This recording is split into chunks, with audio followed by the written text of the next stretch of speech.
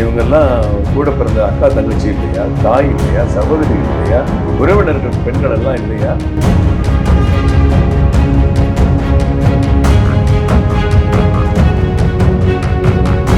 ரொம்ப தவறுகள் அதிகமா பெண்களுக்கு பாதுகாப்பு இல்லாத ஒரு நிலை இன்றைக்கு தமிழகத்துல உருவாயிருக்குமா?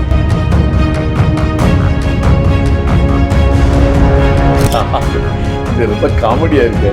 யாரு கூட்டுறீங்க, யாரு சீர்குலைக்கிறாங்க, அவர் எவ்வளவு குழப்பத்துல இருக்கிற திருமாவளவன்கிறது ரொம்ப நல்லா தெரியுது. 12 பேர்ல ஒருத்தர் அவர் தேர்ந்தெடுக்கப்பட்டு அவர் சென்று வந்ததை இவர் குறை சொல்றதுக்கு உதயநிதிக்கு இல்லை.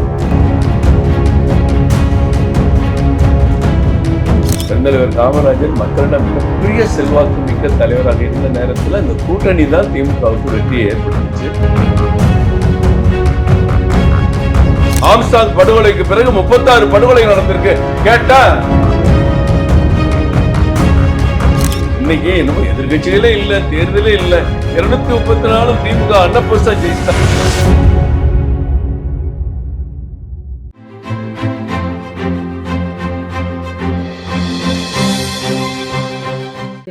ஜெம் தொலைக்காட்சி நேயர்களுக்கு அன்பான வணக்கம். இன்று அரசியல் ஆடுகளம் நிகழ்ச்சியில் நமது சிறப்பு விருந்தினராக வருகை புரிந்திருப்பவர் பாஜகவின் மாநில துணைத் தலைவர் நமது கரு நாகராஜன் அவர்கள் நம்மோடு இணைந்திருக்கிறார். சார் வணக்கம். பாஜகவும் அதிமுகவும் தொடர் கூட்டணி வெற்றியை சீர்குலைப்பதற்காக முயற்சி செய்கிறதுன்னு திருமா அவர்கள் இப்போ ஒரு கருத்து, அவர்களுடைய கண்டனத்தையும் தெரிவிச்சிருக்காரு. இதை பத்தி உங்களுடைய கருத்து? இது ரொம்ப காமெடியா இருக்கு. யார் கூட்டணிய யாரு சீர்குலைக்கிறாங்க, அவர் எவ்வளவு குழப்பத்துல இருக்கிறார் திருமாவளவன்கிறது ரொம்ப நல்லா தெரியுது. எப்படி அங்க இருக்கிற உள்கட்சி சண்டையே பெரிய பிரச்சனையா இருக்கு. ஆதவ அர்ஜுனா மீது நடவடிக்கை எடுக்கணுங்கிறது அவங்க சட்டமன்ற எம்எல்ஏக்கள் ரொம்ப நாளா குரல் கொடுத்துட்டு இருக்காங்க. வன்னியரசு ஓப்பனாகவே கருத்துக்களை தெரிவித்துக் கொண்டிருக்கிறாரு. அதுல குழப்பமா இருக்கக்கூடிய திருமாவர்கள் கூட்டணியே அப்புறம் இருக்கட்டும், முதல்ல உள்கட்சி பிரச்சனைய இன்னைக்குதான் ஏதோ ஒரு துணிச்சல் இதெல்லாம் தவறு, 6 மாசம் அவரை சஸ்பெண்ட்னு இப்பதான் முடிவு பண்ணியிருக்கிறாரு. இவர் கட்சி பிரச்சனையே இப்பதான் முடிவு பண்ணியிருக்காரு. கூட்டணிக்கு நாங்க என்ன சீர்குலைக்கிறோம்? கூட்டணி தான் உறுதியா இருக்கு நீங்க சொல்லிக்கிட்டே இருக்கீங்களா? இன்னைக்கு கூட முதலமைச்சரை பார்க்க போறாரு. அதுக்கு எங்களுக்கு என்ன சம்பந்தம் இருக்கு? என்னைக்கு நாங்க உங்க கூட்டணியை பத்தி பேசி இருக்கிறோம்? இப்போ பாஜக தமிழ்நாட்டுல வரக்கூடாது அப்படிங்கிறதுக்காக ஒரு முட்டுக்கட்டையாக நாங்க அதை தடுத்து நிறுத்துறதே பிசிகா தான் அப்படின்னு சொல்றாங்க. இதை பத்தி உங்களுடைய அவர் எங்க தடுத்து நிறுத்த முடியும்? அவர் தடுத்து நிறுத்தினா நாங்க எப்படி இப்ப எங்க கூட்டணி 80 லட்சம் ஓட்டுகளை பெற்றிருக்க முடியும்? யோசிச்சு பாருங்க. 80 லட்சம் ஓட்டுக்களை தேசிய ஜனநாயக கூட்டணி பெற்றிருக்குன்னா இது ஒரு தடுத்து நிறுத்துறதுனால நாங்கள் இந்தியெல்லாம் சொல்லுவாங்க, கால் ஒன்ற முடியாது, வேர் ஒன்ற முடியாது, தண்ணி ஊற்ற முடியாதுலாம் சொல்லுவாங்க. இப்போ எவ்வளோ பெரிய வளர்ச்சி! 12 பாராளுமன்றத்தில் 2வது இடம் இந்த கூட்டணி பெற்றிருக்கிறது, 81 சட்டமன்றத்தில் பெற்றிருக்கிறது. இவங்க என்னத்தை தடுத்து நிறுத்துறது? இந்தியா பூரா இப்படிதான் எல்லாரும் சொல்லிட்டு இருந்தாங்க. நான் அகிலேஷ் யாதவ் தடுத்து நிறுத்துறேன், அங்க நடத்துறேன், கெஜ்ரிவால் நடத்தி நிறுத்துறேன், பீகார்ல நடத்தி நிறுத்துறேன், எல்லாம் தடுத்து நிறுத்துறாங்க. எங்க தடுத்து நிறுத்த முடிஞ்சது? உலகின் மிகப்பெரிய இயக்கமா வெற்றி பெற்ற பாஜக தமிழகத்திலையும் வெற்றி பெறும். அந்த நம்பிக்கையோடு, முயற்சியோடு, லட்சியத்தோடு பாஜகவுடைய தலைவர்கள், நிர்வாகிகள், தொண்டர்கள் எங்கள் மாநிலத்தில் அண்ணாமலையோட தலைமையில பணியாற்றி கொண்டிருக்கிறோம். இதுல திரும்ப அவரு கூட்டணி கட்சி தலைவர்களை திருப்திப்படுத்துறதுக்காக இந்த மாதிரி பேசலாம்.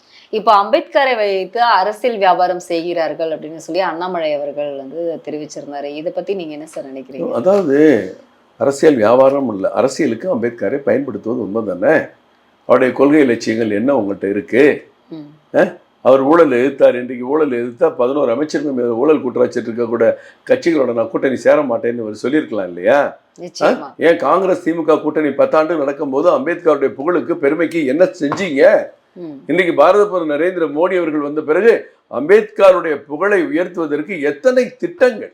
அவர் பிறந்த இடம், வாழ்ந்த இடம், படித்த இடம், இறந்த இடம், லண்டன்ல படிச்ச இடம், அத்தனை இடத்தையும் அவருடைய நினைவு சின்னமாக்கி பல ஆயிரம் கோடி செலவழித்து பீமா ஆப்பை உருவாக்கி ஏறத்தாழ 300 கோடி ரூபாய் செலவில் ஒரு நினைவிடத்தை மிக பிரம்மாண்டமாக ஒரு மியூசியம் போன்ற நான் போய் பார்த்தேன் டெல்லியில.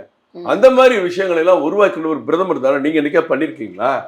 உங்க போஸ்டர்ல பேனர்ல ஒரு படம் இருக்கும், அவர் புகழ பேசுனா பட்டியல் சமுதாய மக்கள்கிட்ட நம்ம நிறைய வரவேற்பை பெற முடியும், ஆதரவை பெற முடியும். நீங்க அரசியல்ல பண்றீங்க.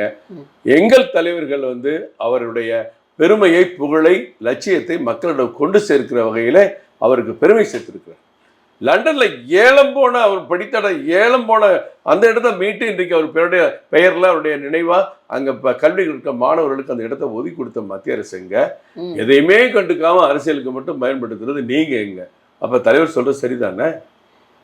இன்னைக்கு வந்து தமிழக மக்கள் எல்லாருமே வந்து ஆதவ அர்ஜுனா அவர்கள் பேசின வார்த்தைகள் வந்து சரிதான் அப்படிங்கிற மாதிரியான ஒரு கருத்துக்களை வச்சுட்டு வராங்க. ஏன்னா மன்னராட்சி ஒழிய வேண்டும் அப்படின்னா மன்னராட்சியை வந்து ஒழிச்சிட்டோம், ஆனா வந்து இந்த பரம்பரையை ஒழிக்க முடியலன்னு முன்னாள் அமைச்சர் ரகுபதி அவர்களும் வந்து தெரிவிச்சிருந்தாரு. இதை பத்தி உங்களுடைய கருத்து? ரொம்ப பழசுமா, நாங்க பல வருஷமா சொல்லிட்டு இருக்கோம்.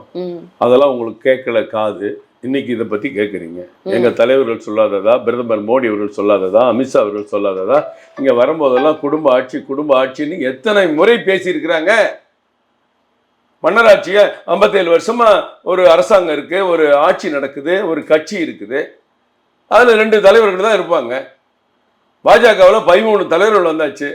மத்தியிலையும் சரி மாநிலத்திலையும் சரி எல்லா சமுதாயத்திற்கும் இடம் கொடுத்திருக்கிறோம். பட்டியல் சமுதாய தலைவர்கள் மாநில பாஜக தலைவராக இருந்திருக்காங்க. பட்டியல் சமுதாய தலைவர் டெல்லியில அகில இந்திய தலைவராக இருந்திருக்கிறாங்க. நீங்க எந்த கட்சியில இப்படிலாம் இருக்க முடியும்? சமத்துவம் கிடையாது, சமூக நீதி கிடையாது, ஒண்ணும் கிடையாது. திமுகல அதை ஆதரிச்சு அவர் பேசிட்டு இருப்பாரு. இப்ப ஆதவ அர்ஜுனா அவர்களும் வந்து அதை தானே அவர் கேட்டாரு. எங்களுடைய எல்லாரும் கேட்டதை திருப்பி கேட்கறது பெரிய விஷயம். அதை தானே கேட்டாரு. அதுக்கே வந்து அவர் வந்து பதவி நீக்கம் செய்யணும்.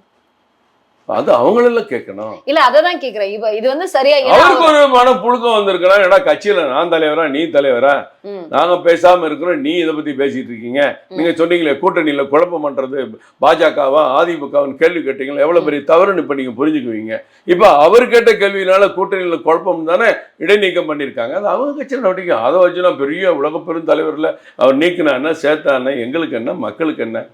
அவர் பேசுனது அவருக்கு பிடிக்கல, நீக்கியிருக்காங்க. கட்சியோட தலைவர் என்ற முறையில் திருமாவர்கள் இந்த கட்சியை கட்டமைத்து கொண்டு போயிருக்கிறாங்க. அவருடைய செல்வாக்கை இப்போ உறுதி செஞ்சிருக்கிறாரு.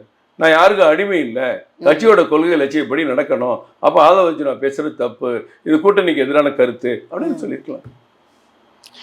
இன்னைக்கு வந்து பாலியல் குற்றங்கள் வந்து அதிகமாகவே நடந்துட்டு இருக்கக்கூடிய தமிழ்நாடாக வந்து நம்மளது மாறிட்டு இருக்கு. ஏன்னா சின்ன சின்ன குழந்தைகள் வந்து பாலியல் பலாத்காரம், பாலியல் வன்முறைக்கு வந்து தூண்டப்படுறாங்க. இந்த மாதிரியான விஷயங்கள்ல வந்து பாத்தீங்கன்னா இதுக்கு முன்னாடி தூத்துக்குடி, திருவள்ளூர் அந்த மாதிரி இருக்கும்போது இப்போ அயனாவரத்துல ஒரு சம்பவம் நடந்தது இல்லையா?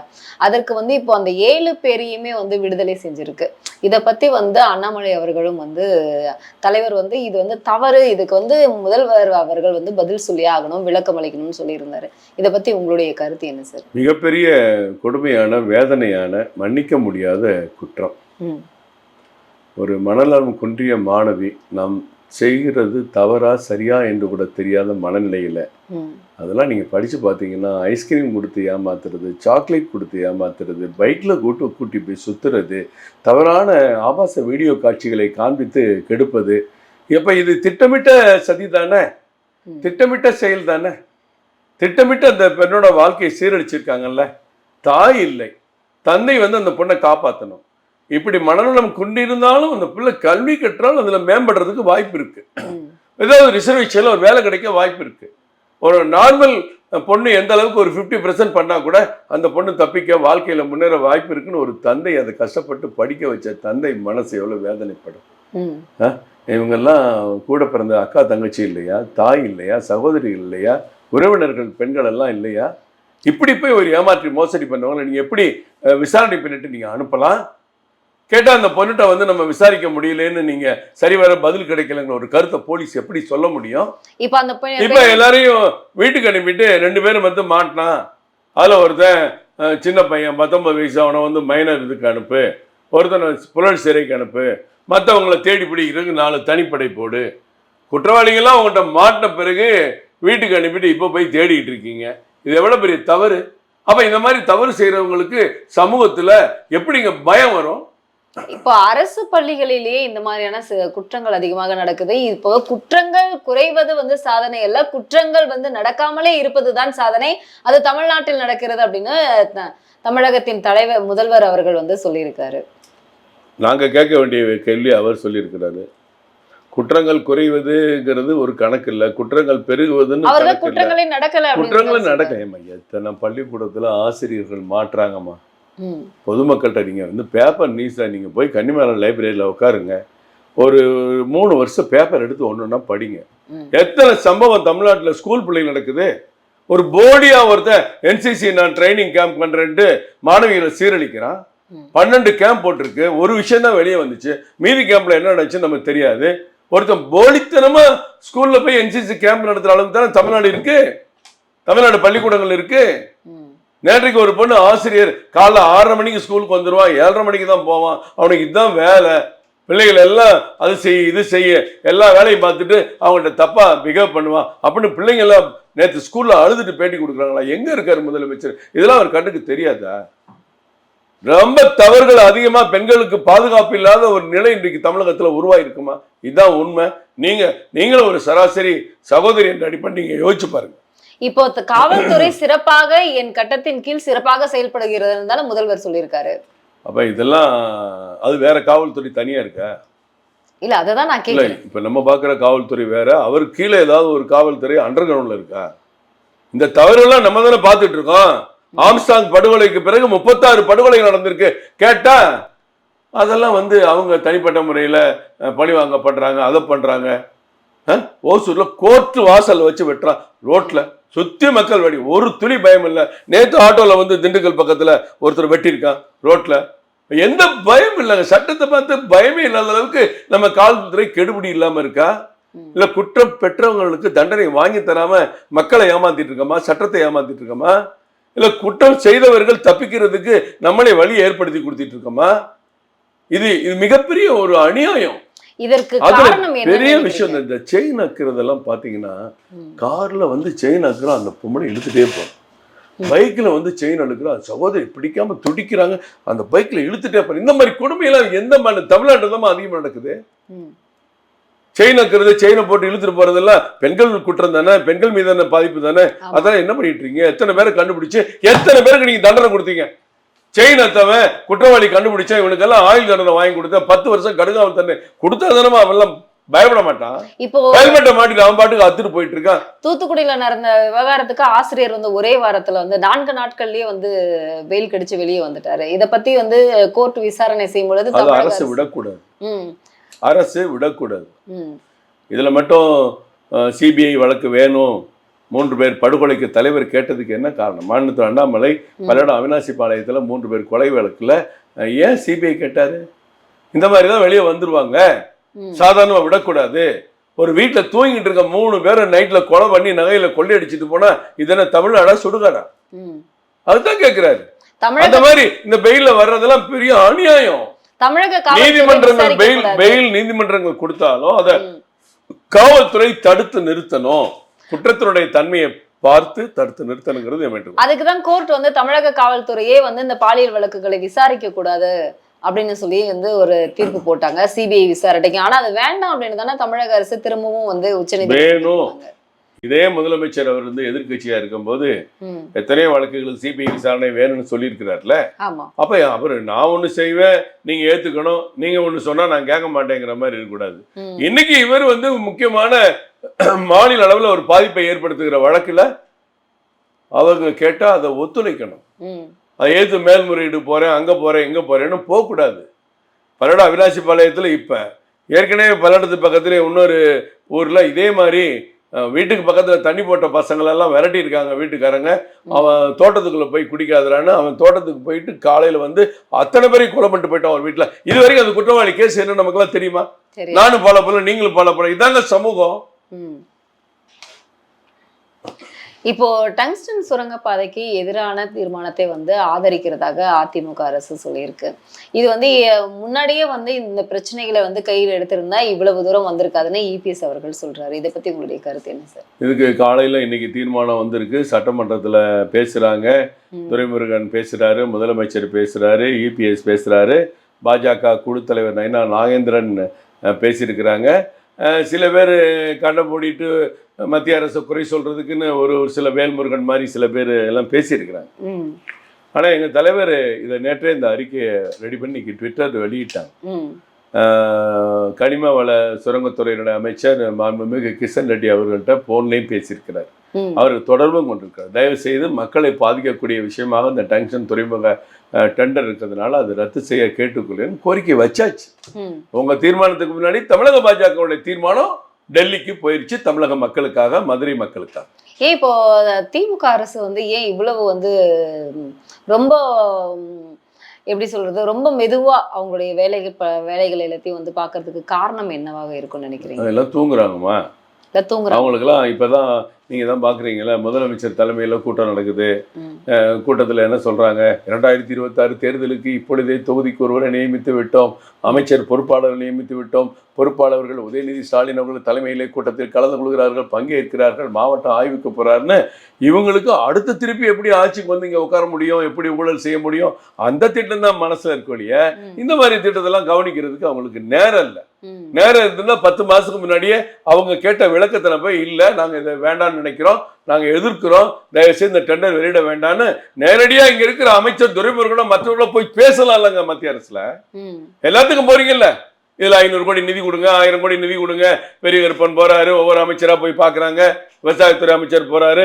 அதே மாதிரி நீங்களும் போய் இந்த டங்ஷன் பிரச்சனை மக்கள் எதிர்க்கிறாங்க, இது வேண்டாம், சுற்றி இருக்கிற கிராமங்கள் 16 கிராமங்கள் பாதிக்கப்படுது, 5000 ஏக்கர் நிலப்பரப்புல பண்ணும்போது அங்க இருக்கிற வாழ்வாதாரம் 2 போகம் 3 போகம் விளையக்கூடிய நிலம் இருக்கு, அப்படி போய் பார்க்கலாம்ல. அதை விட என்ன வேலை? பார்க்க மனசு இல்லை, அதெல்லாம் 10 மாசம் தூங்கிட்டு இப்ப இதை பத்தி தீர்மானம் போட்டா தான் இது ரெக்கார்ட் ஆகும், டிவியில வரும், பேப்பர்ல வரும். அப்பா மக்களுக்காக முதலமைச்சர் ஒரு தீர்மானமே கொண்டு வந்தாருன்னு பேசுறதுக்கு நடிப்புக்கு தானே பண்றீங்க.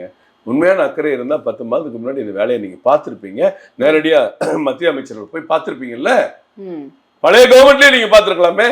நிச்சயமா இன்னைக்கு வந்து தமிழக அரசு வந்து அவர்களுடைய வேலைகள் எல்லாமே வந்து சிறப்பாக மழை இப்போ வந்து பெஞ்சல் புயலுக்கு அடுத்ததாக வந்து மக்களுக்கு வந்து முன்னெச்சரிக்கை ஏற்பாடுகள் செஞ்சிருக்கோம் அப்படின்னு சொல்லியிருக்காங்க. அது மட்டும் இல்லாம ஆனா இப்போ வரைக்கும் மக்கள் புயல் ஓய்ந்து இப்போ வந்து 7 நாட்கள் ஆகிறது, ஆனா மக்கள் இப்பவும் பசி பட்டினியில வந்து கிடக்குறாங்க. கஷ்டம் தான்மா.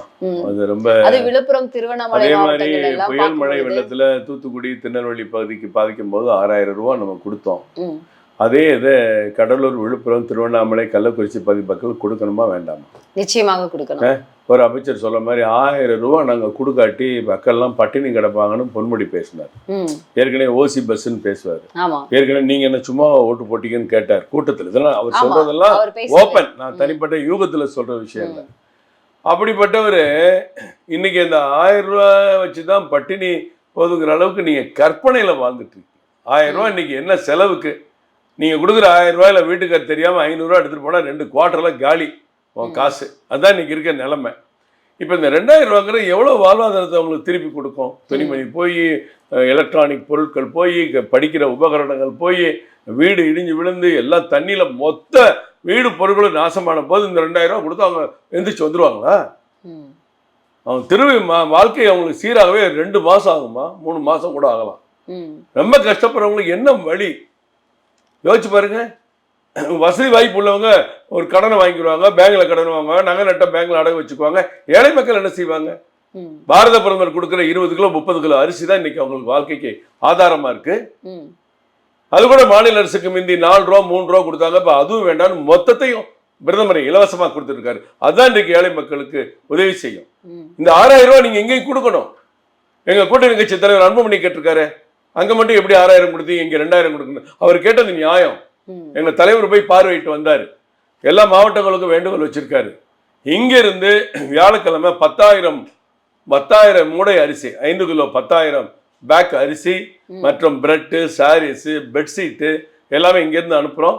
அரிசி வர ஆரம்பிச்சிருச்சு. இந்த கேமரால போகும்போது வேணா எடுத்துங்க. இப்போ ஒரு 1500 மூடை வந்திருக்கு, தொடர்ந்து வந்துட்டு இருக்கு. இதெல்லாம் எல்லா மாவட்டத்திலிருந்து அனுப்ப சொல்லி மாநில தலைவர் உத்தரவு போட்டிருக்காரு. அதை நாங்கள் செஞ்சிட்டு இருக்கோம். 2வது 944.50 கோடி மத்திய அரசு ஏற்கனவே இந்த பெஞ்சல் புயலுக்கு உடனடியாக அறிவிச்சிருக்கிறாங்க. அந்த பேரிடர் நிதியை அவங்க பயன்படுத்தணும். அதை பயன்படுத்தி அவங்க வேலைகளை செய்யலாம். பாதிக்கப்பட்ட ஏழை மக்களுக்கு உணவு, வாழ்விடம், அதுக்கு முதல்ல முன்னுரிமை கொடுப்போம். அப்புறமேல உள்கட்டமைப்புக்கு முன்னுரிமை கொடுக்கணுங்கிறத தமிழக அரசு நான் கேட்டுக்கொள்ளும். இப்ப திமுகவில் இருக்கக்கூடிய கூட்டணி கட்சிகள் என்ன கேட்கிறாங்கன்னா, இதுக்கு முன்னாடி வந்து இப்போ மணிப்பூர், குஜராத் இந்த மாதிரியான வந்து பின்தங்கி இருக்கக்கூடிய மாநிலங்களுக்கு வந்து மத்திய குழு சென்றுச்சா, இங்க மட்டும் எதுக்கு வந்திருக்காங்க அப்படின்னு ஒரு கேள்வி எழுப்புறாங்க. இதை பத்தி குழப்பமா இருக்கு. மணிப்பூருக்கும் குஜராத்துக்கும் சம்பந்தமே இல்லையம்மா. இல்ல அதான் இந்த குஜராத் மத்திய குழு இங்க தமிழகத்துக்கு மட்டும் குஜராத்ல வந்தது காரணம் இந்தியாவிலே என்னன்னு கேக்குறாங்க. முதன்மையான இடமா, ம். முதன்மையான மாநிலம், வருமானத்துல, ஜிடிபியில, ஃபாரின் டைரக்ட் இன்வெஸ்ட்மெண்ட்டை கொண்டு வர்றதுல ஃபர்ஸ்ட் பிளேஸ்ல இருக்காங்க. குழு அனுப்புறதுங்கிறது தப்பா? குழுவே அனுப்பலைனாலும் குறை சொல்லுவீங்க, ம். உடனே குழு வந்தாலும் குறை சொல்லுவீங்க. இது நியாயமா? குழு அனுப்புனாதான் என்ன பாதிப்பு? 2000 கோடி முதலமைச்சர் கேட்டிருக்காரு, இது சரியா? 2000 கோடி பத்தாது, கூட 100 கோடி கொடுக்கலாம், இல்லை 2000 கோடி அதிகம், 1500 கோடி. இதெல்லாம் ஒரு குழு பார்வையிடுறது பாரம்பரியமா மத்திய அரசாங்கம், மாநில அரசாங்கம், மாநில அரசுன்னு இல்லை, ம். எந்த மாநிலமா இருந்தாலும் அனுப்புறது வழக்கம். இப்போ மதியாதார் தலைவாசலை மிதியாதே அப்படிங்கிறது வந்து அப்போ இருக்கக்கூடிய பழமொழி. இப்போ வந்து நம்மளுடைய பாஜக வந்து நம்மளை மதிக்கவில்லை அப்படிங்கிறதுனாலதான் கூட்டணியிலிருந்து நம்ம வெளியே வந்தோம். இப்போ பாஜக சரியான ஒரு மதிப்பு உரிமையை நமக்கு வந்து கொடுக்குது. அதனால இப்போ கட்சியில் இருக்கக்கூடிய தொண்டர்களும் சரி, தலைவர்களும் சரி, உங்களுடைய கேள்விகளை நான் புரிந்து கொண்டேன். இதற்கு அப்புறம் வந்து ஒரு சரியான கூட்டணி அமையும் அப்படிங்கிற மாதிரியான ஒரு தகவலை வந்து அதிமுகவின் பொதுச் செயலாளர் எடப்பாடி அவர்கள் சொல்லியிருக்காரு. இதை பத்தி உங்களுடைய கருத்து? அந்த மரியாதை வந்து அதிமுகவுக்கு நீங்க கொடுக்கறதாக சொல்லியிருக்காரு. இதெல்லாம் அவர் சொன்னாரான்னு எனக்கு தெரியல. இல்ல அவர் சொன்ன கருத்துல தான் வெற்றிக்கான கூட்டணி அமைப்போங்கிறது மட்டும்தான் அவருடைய பதில இருந்து நான் எடுத்து பார்த்தேன். மற்றதெல்லாம் வெளியில வரல, டிவியில வரல. வெற்றிக்கான கூட்டணி அமைப்போம்னு சொல்லியிருக்கிறார். அது அவருடைய கட்சி. அதிமுகவுக்கு ஒரு பொதுச் செயலாளர். அங்க இருக்கிற பிரச்சனைக்கு நான் போகல. இப்ப ரெட்டையில சின்னத்தையே ஒருத்தர் கேச போட்டு திருப்பி தேர்தல் ஆணையம் 4 வாரத்துல முடிக்கணும்னு சொல்லி அந்த விஷயம் தனியா போயிட்டு இருக்கு. அதுல எடப்பாடி, ஓபிஎஸ், சசிகலா எல்லாரையுமே கேட்கணும்னு சொல்லி அவர் கருத்து சொல்லியிருக்காங்க. அது வேற விஷயம். அவங்க கட்சியில என்ன முடிவு வேணாலும் அவங்க பொதுச் செயலாளர், அவங்க செயற்குழு, அவங்க முக்கிய அமைச்சர்கள் பேசி முடிவு பண்ண முடியும். நம்ம கட்சியில தேசிய கட்சி, அது தேசிய கட்சி எந்த கட்சியாக இருந்தாலும் அங்கிருந்து தகவல் வரும், வழிகாட்டுவாங்க. எங்க மாநில தலைவர் மத்தியில பேசுவாங்க, மாநிலத்தில் அண்ணாமலை அவர்கள் எங்களுக்கு வழிகாட்டுவாங்க. இது எடுத்த உடனே நான் பதிலாக சொல்றதுக்கு இது சாதாரண விஷயம் இல்லைம்மா. தேர்தல் நேரத்தில் அவங்க என்ன முடிவு பண்ணுவாங்களோ கட்சி தொண்டர்கள் அதற்காக செயல்படுவாங்க, பாடுபடுவாங்க. இப்போ பாஜகவினுடைய தலைவர் அண்ணாமலை அவர்கள் சொல்ல ஒரு விஷயம் என்ன அப்படின்னா, பழைய கூட்டணிகளோட வந்து கூட்டணி சேர்ந்தால் எப்படி மாற்று அரசியல் ஆகும் அப்படின்னு வந்து ஒரு கருத்தை வச்சிருந்தாரு. அப்படின்னா இப்போ இருக்கக்கூடிய கூட்டணிகளோட வந்து கண்டிப்பா இதுக்கப்புறம் வரக்கூடிய தேர்தல் கூட்டணி இருக்காது அவங்களுடைய இது. தேசிய ஜனநாயக கூட்டணி ஒண்ணுதாம்மா. அதுல கட்சிகள் வரும் போகும் மாற்றங்கள் நிறைய வந்திருக்கு. இல்ல அவர் தான சொல்லிருக்காரு பழைய கூட்டணியை தொடர்ந்தா எப்படி மாற்று அரசியல் ஆகும்னு கேட்டாரு. பழைய கூட்டணிங்கிறது எப்படி, எந்த ஸ்கேலுங்கிறது எனக்கு தெரியல. வெற்றிக்கான கூட்டணி அமைப்போம்.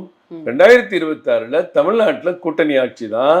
அந்த கூட்டணி ஆட்சியில பாஜக பெரும் பங்கு வகிக்கும் அப்படின்னு சொன்னார்ல, அது நிச்சயமா நடக்கும். அன்புமணி அவர்கள் சொன்னாரு 2026 கூட்டணி ஆட்சியில் கண்டிப்பா பாமக இருக்கும் அப்படின்னு சொல்லி. பாஜக இருக்கும்.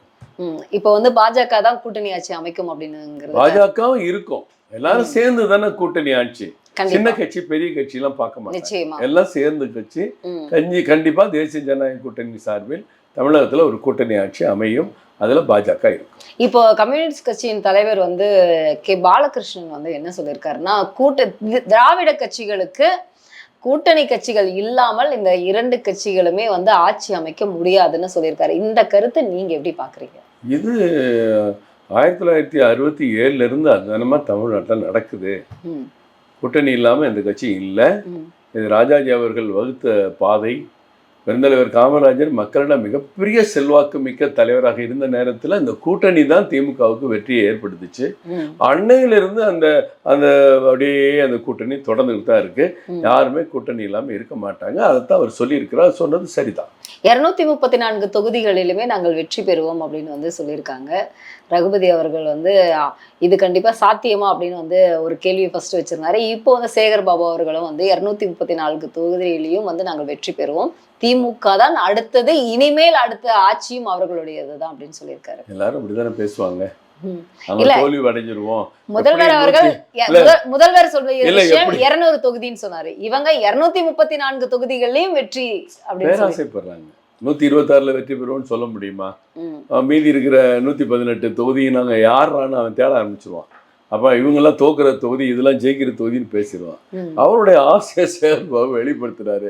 அதிகபட்ச திமுக உச்சகட்ட செல்வாக்குல இருக்கும்போது கூட 184 தொகுதி தான் ஜெயிச்சாங்க. இன்னைக்கு என்னமோ எதிர்கட்சிகளே இல்லை, தேர்தலே இல்லை, 234 திமுக அன்னபோஸ்டா ஜெயிச்சிட்டாங்கன்னா அவர் சொன்னது நடக்கும். இப்போ ஃபெயில்டு ஆக்டர் துணை முதல்வர் ஆகிட்டாருன்னு சொல்லி நம்மளுடைய மாநில தலைவர் அண்ணாமலை அவர்கள் தெரிவிச்சிருந்தாரு. ஆனா அரசியல் படிப்புக்காக அண்ணாமலை அவர்கள் லண்டன் செல்லும் பொழுதே அவர் வந்து ஃபெயில்டு அரசியல்வாதி ஆகிட்டாருன்னு சேகர் பாபு அவர்கள் தெரிவிச்சிருந்தாரு. இதை பத்தி உங்களுடைய கருத்து என்ன சார்? உயர் கல்வி படிக்க படிக்க மேலே படிப்பதற்கு எத்தனையோ இருக்கிறது, இன்னும் ஆராய்ச்சிக்குரியதெல்லாம் இருக்கு. இன்னும் கூட மேலே எங்களுடைய தலைவர் படிக்க செல்வார், மேலே இன்னும் ஃபெலோஷிப்க்கெல்லாம் போவாங்க. அவருடைய ஆற்றலை வளர்த்து கொண்டிருக்கிறார். இதை வந்து உதயநிதி இப்படி பேசுவது அவர் சொன்னதுக்கு பொருத்துவதற்காக ஒரு பதிலை சொல்லணும் பேசியிருக்கார் ஒழிய அவர் எந்த அளவுக்கு ஒரு கல்வியின் பெருமையை இந்தியாவில் ஏறத்தாழ 140 கோடி பேர் இருக்கிறோம், கோடிக்கணக்கான படித்தவர்கள் இருக்கிறார்கள், சான்றோர்கள் இருக்கிறார்கள். அதில் 12 பேரில் ஒருத்தர் அவர் தேர்ந்தெடுக்கப்பட்டு அவர் சென்று வந்ததை இவர் குறை சொல்றதுக்கு உதயநிதிக்கு எந்த தகுதியும் இல்லை. அவர் பாவம்,